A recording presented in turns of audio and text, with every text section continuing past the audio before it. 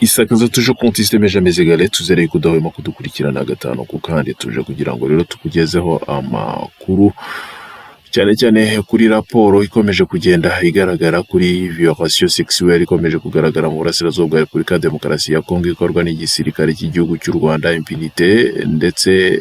no gukomeza kurebera ibi biri gukorwa aba victime ndetse n'abasurvivante bakaba bakomeje kugenda batanga ubuhamya mu buryo bukomeye bakaba baravuganye rero n'ama ONG international akomeje kugenda atunga urutoki igihugu cy'u Rwanda kuri responsabilité gikomeje kugenda kigira ku butaka bwa Repubulika ya Demokarasi ya Kongo muri zone sous occupation yacyo n'umutwe wa M23 rero hariya umusurvivante wa violence sexuelle akaba rero yaravuze yuko akeneye ubutabera ndetse bakaba bakomeje gukora coalition yo gusaba ubutabera cyane kubikomeje kugenda bibakorerwa muri zone zikontororwa n'igisirikare cy'igihugu cy'u Rwanda bagasaba yuko ubutabera bw'igihugu cya Repubulika ya Demokarasi ya Kongo bwagira icyo bubikoraho bwaba butanakora kandi bakabigeza ku butabera international. U Rwanda rukaba rero ari puissance occupante ku butaka bwa Repubulika ya Demokarasi ya Kongo bakaba bakomeje rero kugenda bavuga yuko aho urukontorora hose mu by'ukuri rwabujije accès international kuba yabaho ku buryo bikomeje kugenda bigaragaza yuko responsabilité yabo ukugufata abagore ku ngufu ikomeje kugenda ihishwa. ONG ikaba rero ikomeje kugenda ikusanya amakuru OCHA ndetse n'izindi bakavuga yuko bafite ibimenyetso bihagije byashyikirizwa urukiko kubikomeje kugenda bikorerwa abagore ariko ngo urukiko cyane cyane ubutabera bwa Repubulika ya Demokarasi ya Kongo ubutagikora cyane ko budashobora no kwinjira ku butaka bukontororwa n'igisirikare cy'u Rwanda hariya bakomeje kugenda bahura n'ibibazo baba victime bakaba bakomeje kuvuga yuko represailles ikomeje kugenda ikorwa stigmatisation sociale ndetse na insécurité byose bikomeje kugenda bikorwa ndetse kandi ku buryo buri generalize u Rwanda rukaba rukomeje kugenda rugaragaza rero yuko rwo nta hantu ruhuriye n'ibi ngibi ariko rukaba rutungwa agatoki nka puissance occupante muri ziriya zone zikorerwamo ibi bikorwa bya violence sexuelle muri iki gihe cyose intambara zikomeje guca ibintu ku butaka bwa Repubulika ya Demokarasi ya Kongo. Abagore barafatwa ku ngufu abandi baracibwa amabere ndetse n'abandi barishwa umunsi ku munsi ibikorwa bikomeje kugenda bigaragaza yuko byanze bikunze bifite ibimenyetso bishobora kujyana u Rwanda mu rukiko. Twabibutsa yuko convention z'i Genève ndetse n'uburenganzira international bubuza viole esclavagisme sexuelle ndetse na torture mutilation sexuelle ndetse n'ibindi byaha bikomeje gukorerwa ku butaka bwa Repubulika ya Demokarasi ya Kongo bikozwe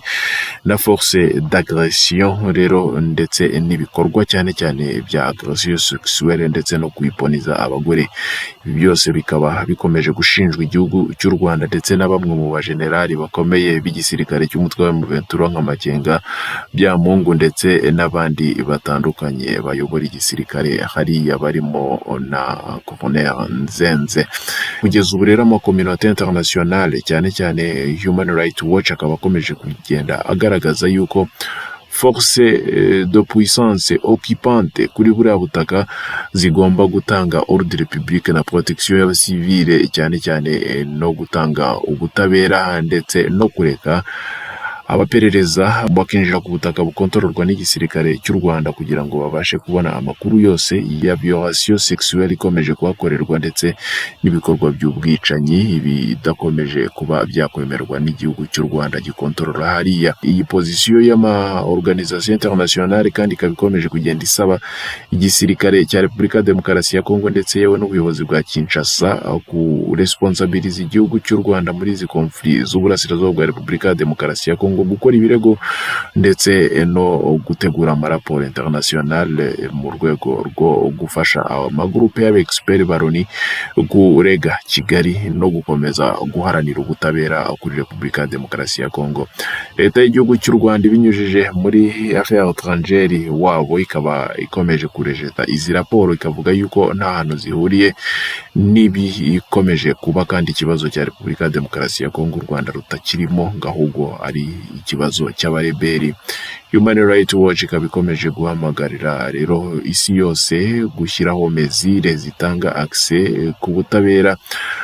kw'aba victime bakomeje kugenda bahura n'ibibazo cyane cyane ngo bagakora kandi nanone mécanisme judiciaire fonctionnel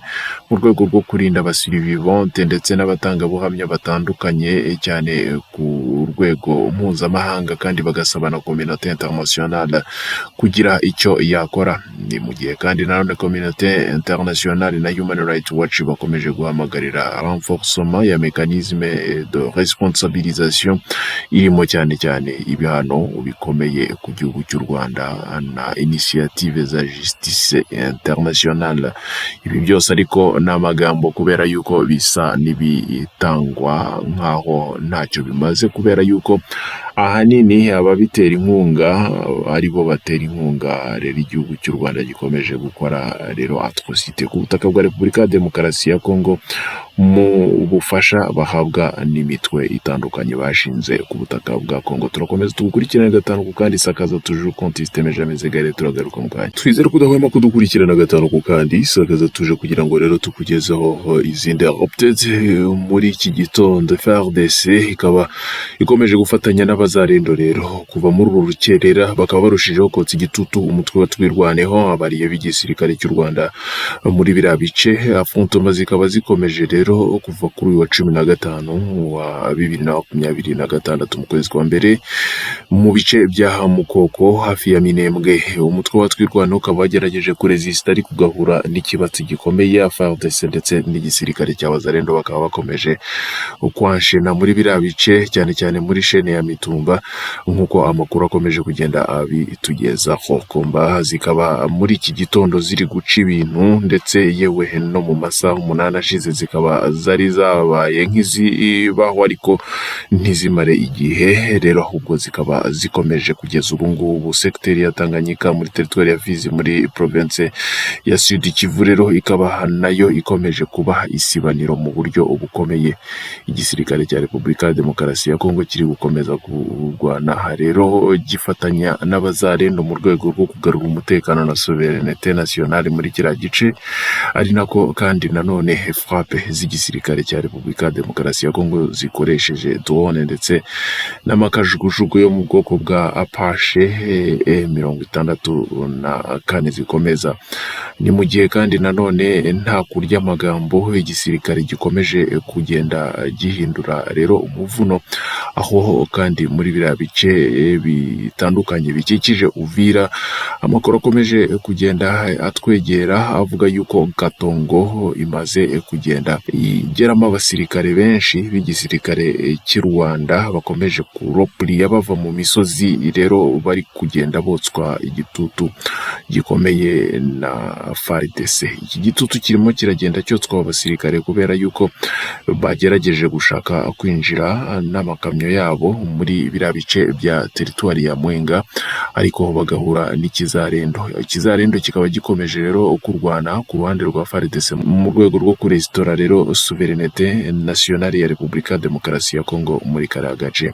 Abanyamakuru benshi batandukanye bakaba bakomeje kugenda baripotinga yuko bakomeje kugirirwa nabi kuri tara n'igisirikare cya Repubulika y'igihugu cy'u Rwanda nyuma yuko mu bice bya Mwenga hakomeje kugaragara yuko bagiye bafotora bakerekana amafoto yarimo bagirira nabi abaturage. Kugeza ubu kandi rero ku bice bya Mwenga muri province ya Sud Kivu Amasasu akomeje kumvikana kandi nanone agatuma rero abasirikare b'igisirikare cy'u Rwanda bagenda basubira inyuma. Ni mu gihe Amuri Yakutumba ukomeje kurwanira mu misozi ya Fizi akomeje kuvuga yuko igisirikare cya Repubulika ya Demokarasi ya Kongo kigomba kugenda cyongera ibikoresho muri biriya bice,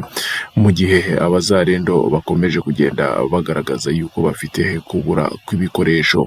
Amakuru aravuga yuko uyu musirikare akomeje gukontorora ibice birimo Fizi, Uvira ndetse na Kivu, mu bice bya Maniema hose agiye agiramo ingabo zikomeje kurwana kuri suverenite ya Repubulika ya Demokarasi ya Kongo,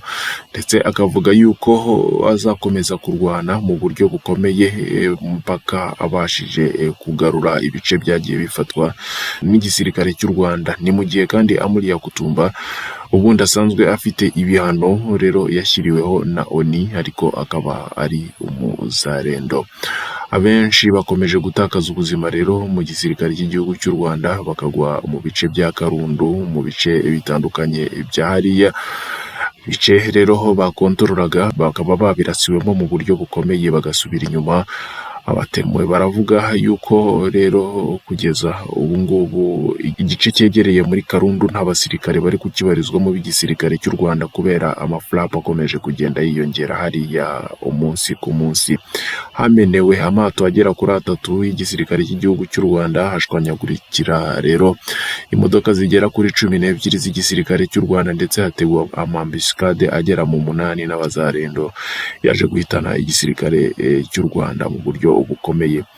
Abareberi bakomeje kugenda bamanipira rero image ku murongo bakayeditinga bakayagaragaza, ariko kugeza ubu bakaba bakomeje kugenda basubira inyuma umunsi ku munsi. Igihugu cy'u Rwanda kibinyujije rero muri affaire étrangère wabo, akaba bavuga yuko ibi bitero ngo bitemewe kandi ngo ari violation ya cessez-le-feu, kandi igihugu cya Repubulika ya Demokarasi ya Kongo cyo kikavuga yuko gifite uburenganzira bwo kutajya muri negociation za cessez-le-feu